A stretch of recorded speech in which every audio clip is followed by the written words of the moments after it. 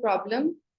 The problem itself was financial inclusion. We had picked up the problem and we had picked up our target market, which is for women, because we recognize that women are the ones that are usually not financially included and something needs to change. So we started doing a lot of research. I joined these guys when research had started. And I have been there ever since. As we researched, we figured out what we want to build. And as we started building it, we started figuring out how we want to iterate it and what kind of changes need to happen in what we're thinking and what we're building. And as we started figuring out, okay, people are liking this and we need to launch this in the market, we ended up, once we launched it in 2020, COVID happened, and that was a very tough time. But that's where really the startup crunch comes in, right? Like you're just 20 people, you're trying to figure out how to scale this product, how to build the technology around it, because initial part of everything is very, very manual. And as you want to hit the scale, which you will need, it becomes very, very, very hard to survive when you're a small team. So we really struggled between 2020 to 2021. But in that time period, that time was the time that we, as in the founding team, spent so much time with the customer. We were sales, we were support, we were like, verification, we were everything for the customer. So that gave us such a good insight into who our customer is, what we want to build, how we want to service them, what kind of messaging works for them. As we started growing, 2021, we raised our first pre-seed round of $3 million, and after that we started figuring out the operation end of it, and that's when I took on the customer experience and operations team. And then this year, I took on the position of head of growth. So a lot of what I was doing earlier was just building, setting up functions, and now as we start thinking about growing and scaling rapidly and massively, we recognize that we need somebody who will take on the growth function. And that's exactly what I did. It's been a tremendous journey. And it's not something that I don't think anybody goes to college to learn growth. That's something I want to clarify. Maybe there are courses today, but there are no degrees around it. It is something you learn, and you learn, not just learn on the job, but self-learn. So a lot of what I do and what I have done has been a lot of self-learning, more about going deeper into the problem, deeper into the solution, and then what have other people, other industries, other benchmarks, other similar comparatives, what do they do? How do they do it better? How are they solving this problem in a different part of the world? And that's really where your learning happens. And just interacting with people, like being on these platforms. So I just have a small thing to share with you guys today, which I will. And I'm going to try to keep it short because I don't believe in having long presentations, because I want to keep it open for questions. Can everybody see this, or is it okay? Yes, it's visible. Sorry, go ahead. Okay. So we're just going to go over something a little bit around growth in Pakistan, understanding customers and distribution.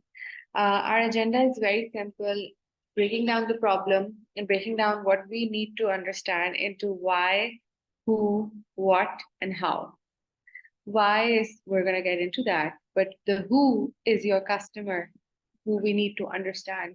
The what is the product that you will build and having a product market fit. The how is the distribution. And a lot of companies end up coming to the what, but they never figure out the how. And the how is also not something that can be figured out today immediately, right? The how is something that is always evolving. Quick example, when we started out, a lot of the women that we were servicing were very comfortable with just kind of wanting to talk on the phone.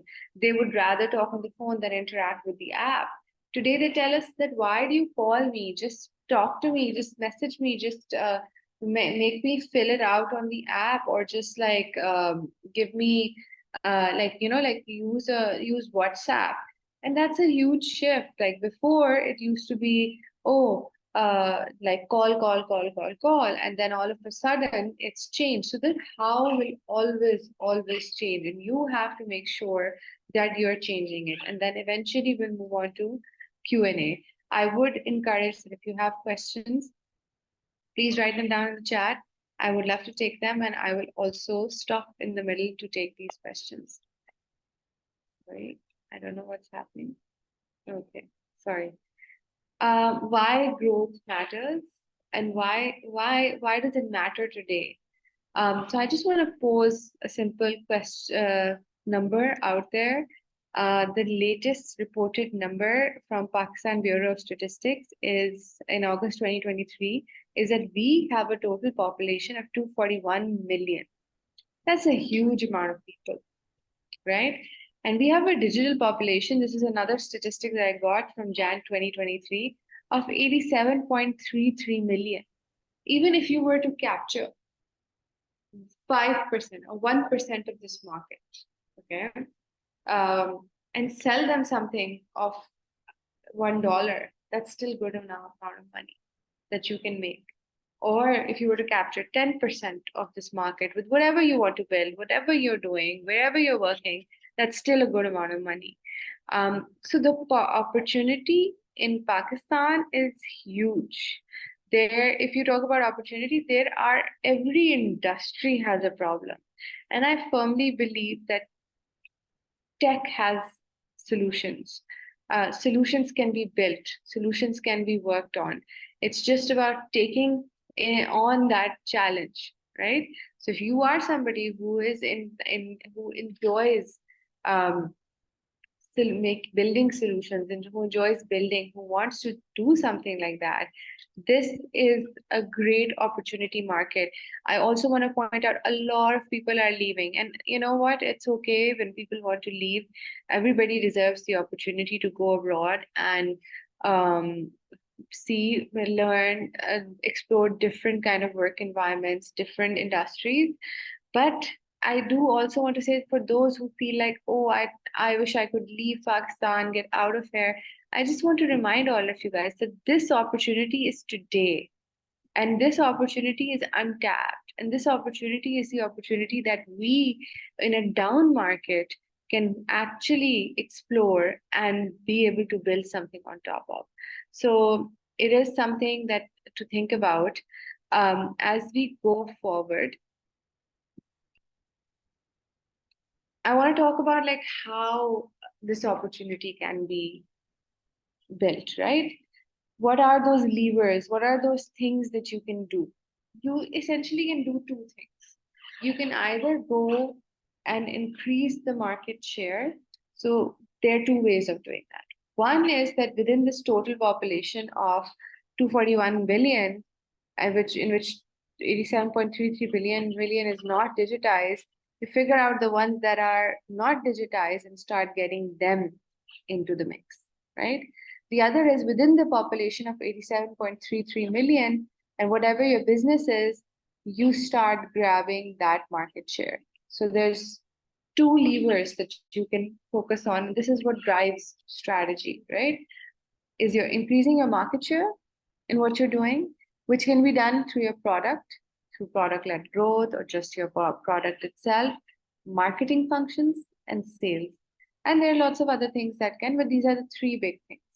The other thing in which you can grow, you might be sitting in a business that already has a certain amount of market share, already is there, and it's not making sense to go grab more or get into spending money to grab more market share. It might make sense to just increase your retention. So making sure that you're making more money from a customer that you got in a few months ago. So in capitalizing on their lifetime value with you, you spent $1 to get a customer. The customer came and made a purchase of $1, great. Customer came back and made a purchase of another dollar, you immediately got the customer to give you something more than you spent on them. That's how simple it is. increasing retention can happen in 2, 3 ways. The most important thing is ensuring that your customers don't leave, so they have the best experience. Unfortunately, in Pakistan, experience is something that's really not um, thought of or prioritized. And that's because we have old school institutions that don't pivot, that don't change. But the tech world is changing that, right? And technology is changing that.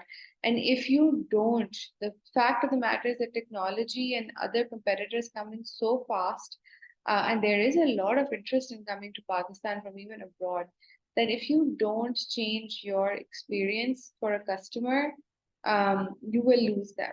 So ensuring that they don't leave will help you maintain retention, and then maximizing the revenue through expansion, through cross sell. How can you sell something else, something different? Make sure that they're coming back, make sure that they're repurchasing.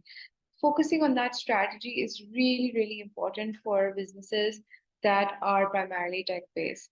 Some examples can be, for example, um, in Oraan, what we do is that everybody has a payment score. When you are part of Oraan committee, you get a payment score. If you get a good score, which means you're a great payer, that means you can come back for another committee and ask for a better committee slot. Hence, the fact is that you are incentivized and you feel great because you've done something, right? So you feel good, elevated. And this is women, they don't have financial identities, they don't get this kind of feeling or this kind of extra treatment anywhere from any financial institute across Pakistan. So for them to get a score and then get more based on that score is something completely different. And hence, our retention lies at 70%. Every single customer that comes in definitely takes a second committee. Every single cohort that goes through, we have 70% retention, which is really, really high for a financial product. But that all came with understanding the sentiment of the customer. Even for B2B products, some of you might not be B2C, some of you might be B2B. In those particular cases, what you can do is also think about, okay, how do I get my customer to buy more users of my product, right? Or buy more variations of my product. So there are two levers that really drive your marketing strategy and your growth strategy. Initially, when you start out, it's about, okay, market share. And we'll get into how you can actually start figuring out which lever or which strategy to go for. The reason why that's important is really prioritization. As tech companies, some of us might be revenue first and might be making revenue, but a lot of us are actually using money of our own, of investors, of capital, and we have a limited runway. So the most important thing for you is revenue and prioritizing what needs to be done to achieve that revenue. And for that, there will always be, so this is like an age-old debate at Oraan, right? Like, or any tech company, right? If some people want to build the best product, the best experience, the best UI, the best systems, but then there's also like we need to get more customers. So there's always a war between different teams. But what we want to do is kind of channel that passion into productivity and say, okay, you know what, these are our goals, these are our targets, this is what we want to achieve. What's the most important thing to make that happen? And we prioritize. So a bunch of these things will help you figure out your strategy around how do you grow. I will pause here for some questions.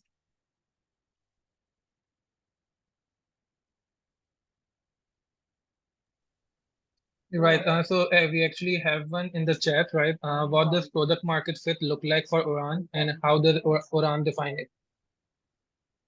So for us, product market fit was very simple, right? Something that women are going to be transacting on.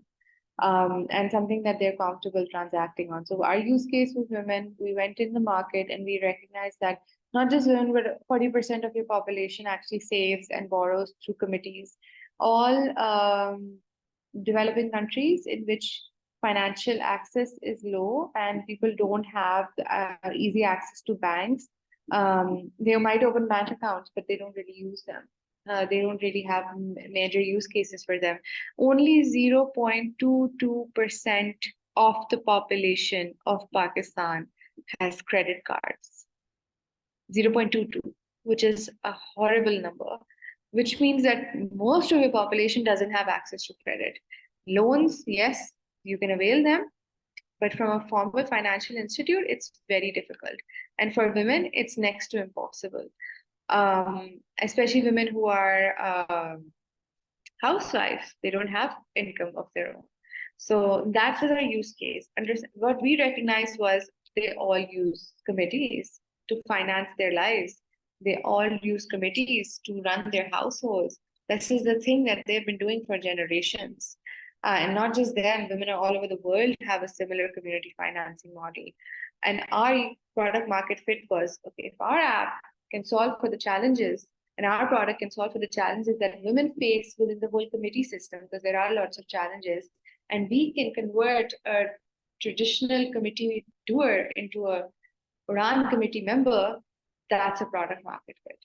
And that's what we saw. We saw a lot of people, a lot of women coming to us and saying, I actually don't want to socialize, or I actually don't want everybody to know when I'm getting my money. So I would save with Oraan, do a committee with Oraan, because I want to know exactly when I'm going to get my money. And I also want choice of selecting, because usually it's a lucky draw system. So we understood the nitty gritties of that system, understood where the opportunity lies, created something based on that, and then figured out that and saw the product market fit around there.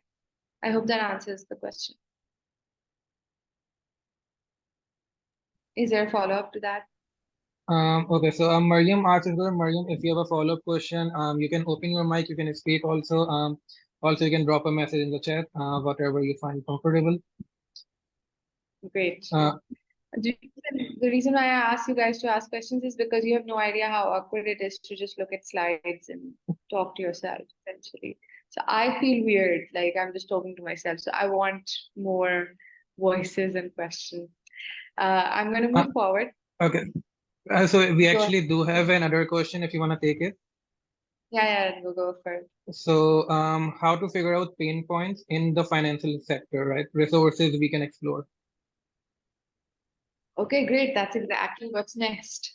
So coming to the who do you want to service?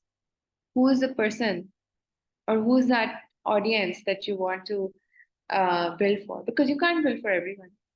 If you build for everyone, that's great, but there will always be a use case that's not going to use your product. You have to figure out exactly who is the customer that will use your product. So, firstly, you have to understand, pick up an industry that you want to work on and understand what are the pain points, what are the things that are missing, maybe what are the things that other countries are doing in this industry that we're not doing, and start getting into the pain points. And then you start understanding who feels the pain the most, right? And then you start mapping their persona. What that means is understanding the demographic profile of people who come and say that I feel this pain, right? Understanding their tech savviness, understanding their propensity to other apps, understanding what is their solution to their pain point to today. And you start figuring out how each persona deals with that particular pain point. Because the solution is going to come from there. The solution is going to come from there, and you will be able to figure out, okay, this is how X persona or Y person, who is a great audience for my product or my potential product, is dealing with these kind of, like, our problem statement was female financial inclusion is low, women don't have access to finance. That's a pain point. How do they do it today? What are they doing? Women are the ones that run the households. They're the budget makers of the household and budget ministers of the household. They plan not just for themselves, but for like kids' weddings, education, Eid, gifts, all of it. That's the female of the house that's doing it. So how is she doing it today? And that's what led us to the fact, this remarkable discovery that they're all running their lives through committees. All of them are part of a committee. Or if they're not part of a committee, their moms are part of a committee and they've just added a committee via the mom. So that is something that was a really great insight that we discovered. And then we started mapping out that persona of the person who used to do these committees, or who are the different kinds of profiles, right? So similarly, think of a product, any other product today, right? Let's think of um, your Uber. Okay, mobility is a pain point for a lot of people. Feels the pain the most is people who don't have cars, and or who don't have ownership of cars, and they need to get from point A to point B. What kind of persona is that going to be? That's not going to be the person who doesn't have the money to take Uber, right? That's going to be the person who has the money. So maybe that propensity is somewhere between someone who's more of like, who works in an office, who has like a managerial position or an associate position. And for them, this is a stronger use case. You pick up those audiences and then you go and you start talking to them and you start understanding, okay, how do you do this today? How do you solve your problem today? Or maybe you are a competitor to Uber, so you say, okay, you know what? You seem to be the audience for Uber, and I have a new car service out there.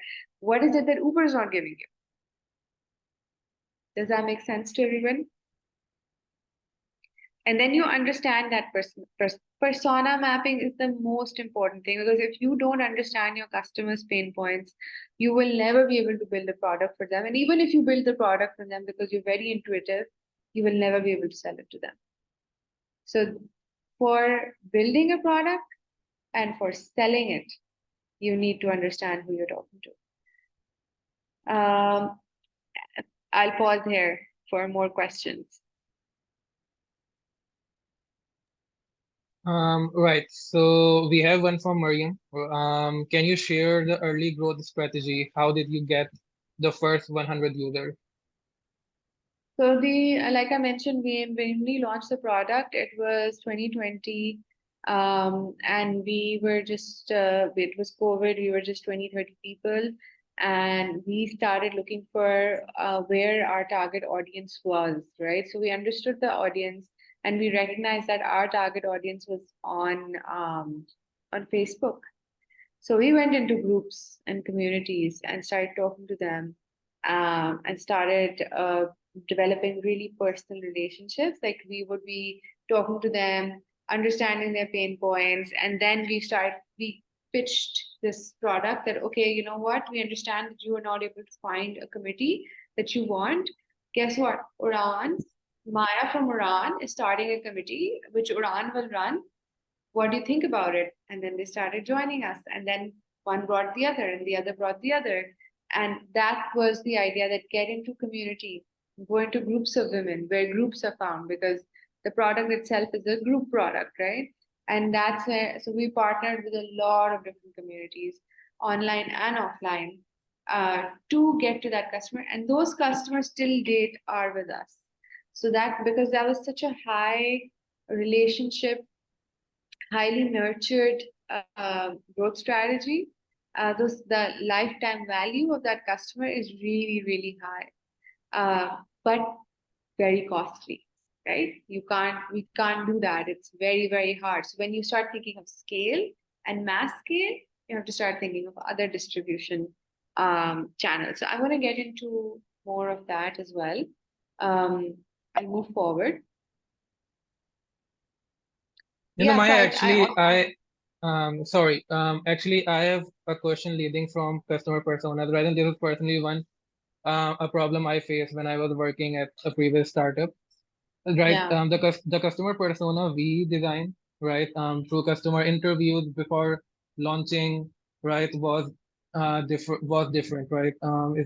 Once we launched, right, in 6 months of testing and trying, we brought in the same customers, right, the same people we talked to, right, and once they use the product, right, the customer persona changed. The problem the pain points somewhat changed, right? So their whole input kind of evolved, right? So we kind of have to then we kind of have to go and say, you know what, right? So now we have two customer personas. One is for customer acquisition, two is for 6 months into our uh, customer user base, right?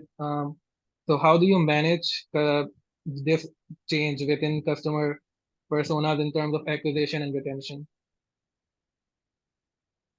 Mm, Who, there are two things that will help you make that decision. A is going to be revenue, B is going to be cost.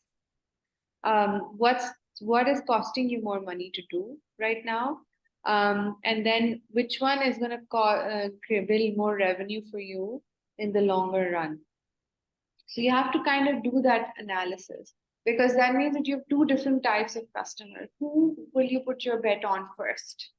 Because you might be limited. You could also do an alternate, like be like, okay, so for example, Oraan, as we started growing, we started going into the student markets. We do student study now, pay later, right? So we build another use case for ourselves. But keeping in mind that our main priority is the women and the committees, and then the secondary priority is the student, because we still think that's a huge market as well. So you really have to understand, A, is it your one product fits two personas? B, is it two different products? And if it's two different products, then do you have the time and the opportunity to really go both ways, or do you want to prioritize? Does that make sense? Yeah, yeah, Great. So one thing I wanted to mention was that when you start understanding the persona, the other important thing to do is start looking at some numbers and some statistics of like how much of this persona is will can you find in the total population today?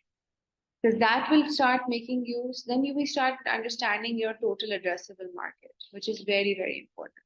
Like you can't, if you have a persona that's just like less than 1% of the market, that's still great. That is still a persona for sure. But then your strategy will vary, right? And we'll get into that as well. Something that I wanted to quickly, what you were talking about, right? So the whole process of understanding what to build for the customer, the product itself is an ideation process.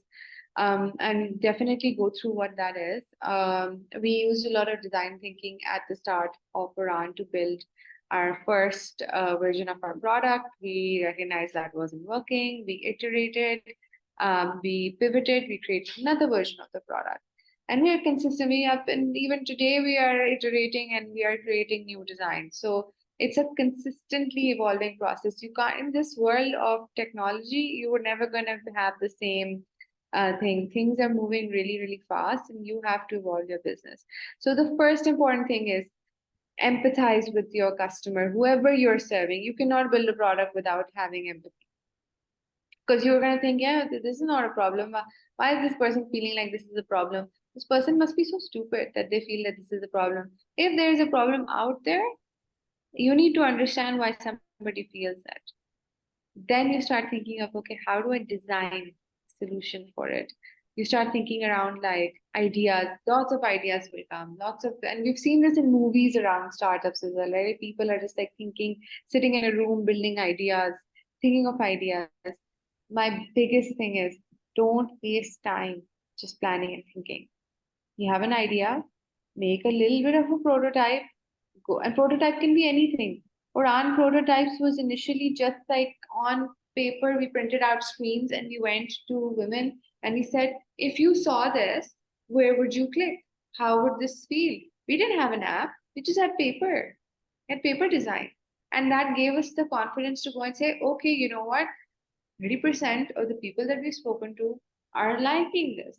30% are having problem over here. Shift the design. Okay, go again. Okay, you know what? This is enough for us to go build an app. And that's what we did. So prototyping can be anything. There are so many tools out there to just Figma, great tool. Make designs, go and show it to people and say, what do you feel about that? Or until date does this. Till date, we are engaged in constantly getting customer feedback in our prototyping process. So it's really, really important to do that, test that. You fail, you come back, step one. You keep on iterating until you get the product market fit. And that is what happened, and that is what we went through as well. Initially, we made a committee ledger where we thought the biggest problem that people have when they do committees is the management of money, which is a problem. And we thought, okay, a ledger would be a great option. So we built an entire ledger. That they were like, no, I like my register. Some of them have already evolved to Excel sheets. They're like, no, no, I prefer my. I don't want like I don't want the app to do this. I have my copy. I have my register. If the register gets lost, no, it's okay. Everybody's going to lose their data, but it's fine. But they just don't want to change that habit. And so when we started doing this, we started working with people who were running committees. And then we're like, okay, then people started coming to us and said, okay, you asked so many questions about committees. Do you have your own committee? We're like, yeah, actually, we can do it. And we started our own committees. And that was not on an app, that was not on anything else. That was me making a WhatsApp group, Halima, the founder and CEO, making a WhatsApp group and starting a committee. That's how deep we went into the problem to be able to build for it. So coming back to the product process, it's an ever evolving process. It doesn't have to wait for the perfect product. You just need to understand who you're building for, what you're building, create a prototype, go out and test it. Now, coming back to some of the last part of our presentation is distribution, something that growth is always struggling with, marketing is always struggling with. All teams struggle with this part. We can build the best product, but it will die if it doesn't have distribution. Things to understand: total addressable market. What is the market size of the people that are interested in your product or have a use case, a genuine use case for your product? Lifetime value. What is the lifetime value a customer can bring to you? Will a customer come for once and then never come back again? Or will a customer come once and then come back again and come back again? Is your product a product that will make a customer keep coming back again and again? Or is your product a product which is like a fast consumable, right? Like you might go and try one burger place and then you might never come back, right? So it might be like a highly delightful thing, and then you might never come back. You might come back a year later. It might be too fattening for you to try it that year. So understanding lifetime value, and does your product build that? And understanding customer acquisition costs. Every company in the world has a different metric, has a different estimation for it. There is no one size fits all formula. Companies do it differently. What you have to do is make sure that within your company, everybody else is doing it in the same way. The problem doesn't lie when you're following a different formula than other companies. The problem lies when people in your company are following different formulas. So don't worry about, okay, oh, what is the, how do you think customer acquisition costs? Very simple. Think about, okay, how do I want to break it down? What am I spending? And customer acquisition cost is your top of the funnel cost. Money that you're spending on marketing, sales, um, anything that you're spending to bring the customer in, right? That's your acquisition cost. If your lifetime value that you're getting from a customer is more than the acquisition cost, then you are good to go. A really great matrix to understand this, and this is the last slide, we'll open it up for questions. This is actually somebody who you guys should definitely follow on LinkedIn. His name is Gaurav Agarwal. I really like some of the work that he does and some of the things that he shares. Is this like little diagram, right? So this is a map, okay? On your y-axis, you have the LTV, and on your x-axis, you have a total addressable market. If you have a product which has a very high lifetime value, so you bought it once and you'll keep buying it again, but a very low total, like super niche product. Like you're like, okay, this is something like a military product, right? You only have one client, which is the Pakistan Army. But the value is that the army can only buy from you as well. So that's a lifetime value is very high that they'll keep coming back and back and back. This is a golden niche product. This, you can't run ads for this product. You can't go out in the market and write blogs about it. The thing that will help you sell over here in this quadrant is one-on-one sales, that relationship building. Very high salesy thing will work over here. If you come to a product which is a lifetime value is high and total addressable market is also high. So a super commercial product. This is a great product to have. You can have you can acquire customers for a longer period of time, and there's lots of them out there. Easy Pesa, great example. But Easy Pesa's distribution and any of these products, their distribution has to be very massive. You have to spend, because again, you have to get into the market share, right? So it's digital, it's organic, it's sales, it's a mixture of a lot of different things that you will have to do to get the addressable market, and ensure that, and you have to work on retention over here. This is the most important thing, ensuring that the lifetime value stays high for the customer. If you look at a kind of business where the total addressable market is high, but the LTV is low, people are not going to come back again and again and again. This is where e-commerce is mostly. Then you have to think about, okay, mass reach, digital, start thinking about how can I get more new customer, because the one that's coming in there, and how can I get it in cheaper, right? Your customer acquisition cost has to be really, really low because you can't benefit from a lifetime value. So these are some of the things that can really help you figure out, okay, what is the product that I'm selling? What is the addressable market for this product? How often do people repeat purchase this product? And what is the cost? Then you start thinking about cost that incurs when you start marketing. And this quadrant right here, the low total addressable market, low lifetime value, that's not a product market fit. That's a bad product that you need to revisit. I will open it up for some questions. I think we have about 10 more minutes. So would love to hear from you guys. I'm sure there are lots of questions. So let me know. Perfect. Thank you, Maya. This was very insightful, right? So we have a question. What are some steps you have taken to incorporate product-led growth? So there is so product-led growth is very much a B2B phenomena. It also works in B2C.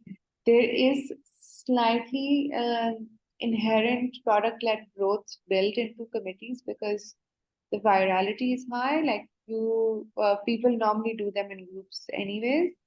But with Oraan, this is something we're still figuring out because there's also, if we start telling people to bring in a lot of referrals, it can also be it can also cause a lot of risk for us as well. So financial institutes are always have to find that right mix of like high referral and acquisition.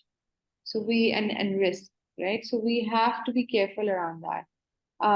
But the virality factor is there because so say you were a committee member and all of a sudden you change your behavior from in-person committee to traditional committee.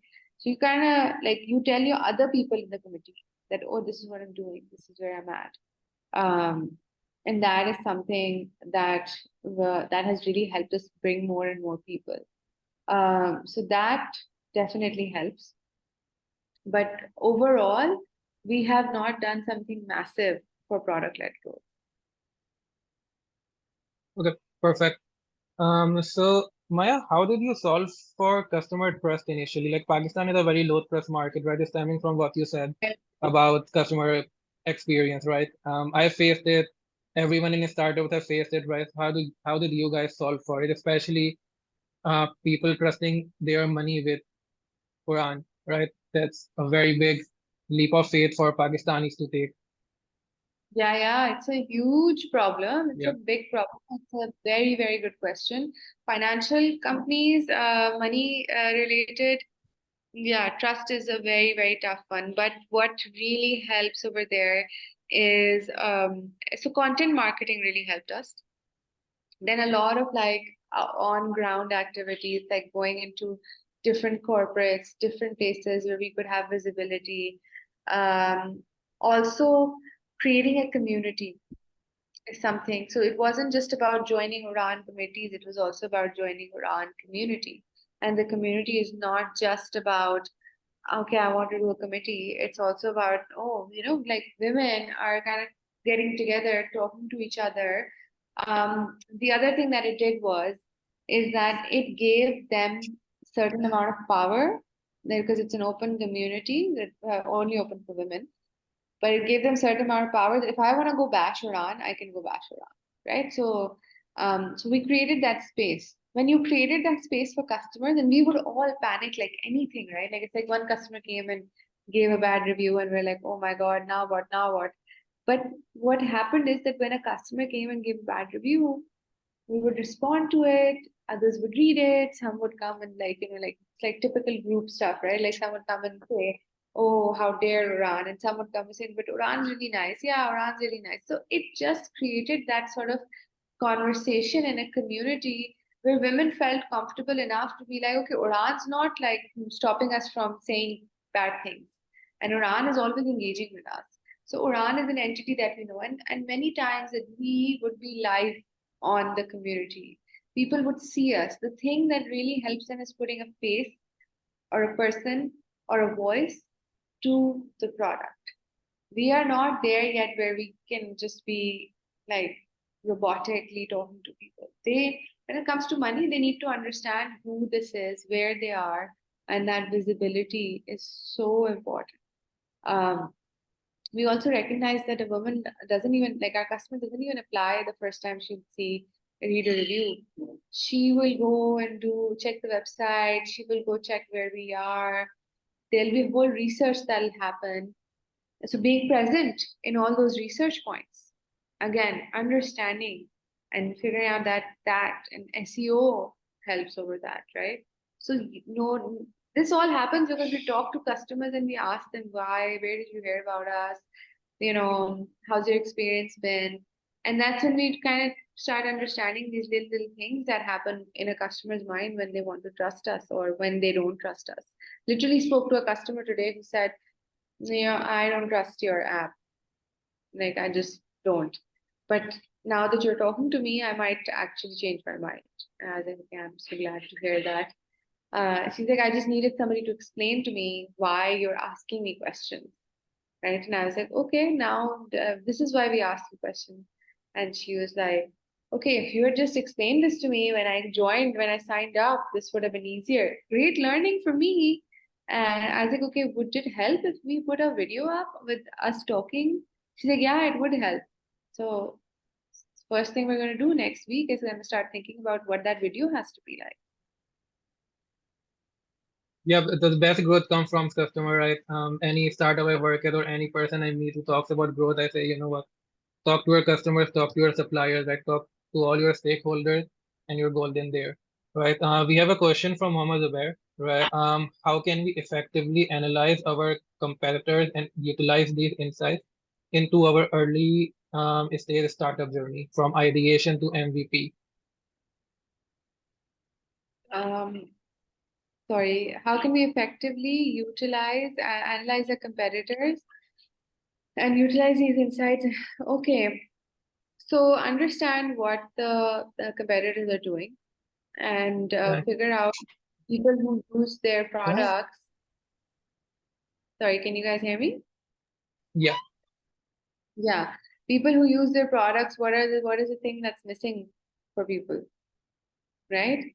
And that is something that you need to, but why would anybody want to use your product if there's already a competitor out there? That's the question I would ask anyone, right? Like, why would anybody want to use something else that is similar to EasyPaisa, which is Jazz Cash? So other than EasyPaisa and Jazz Cash, why would anybody want to use that? What is the thing that people are not getting when it comes to these kind of services, right? And then honing into that and then figuring out, okay, for me to build a product that's just offering this extra value, how much, what is that going to take, and how can I distribute that fast? That's the most important thing. And that's the thing that you need to test. Okay, look, I solved this problem, would you switch to my platform? So I hope that answers your question. We will have to leave around in like the next 2 minutes. I think it's almost time.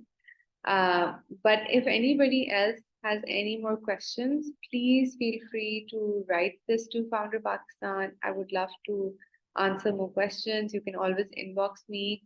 And I'm on LinkedIn, Majda Malik, that you can find me there. I absolutely really love doing these things, and I think that they're so helpful. I have a colleague, a brilliant colleague, Kanza, who will be doing another one around 4th and 5th of October and on growth as well. She's one of the growth managers. She will give you a lot of insights. So do make sure that you sign up for that one as well. Perfect, Maya. Thank you for taking out the time to be here today. All right, it was amazing. Thank you It so was much. amazing experience always, right?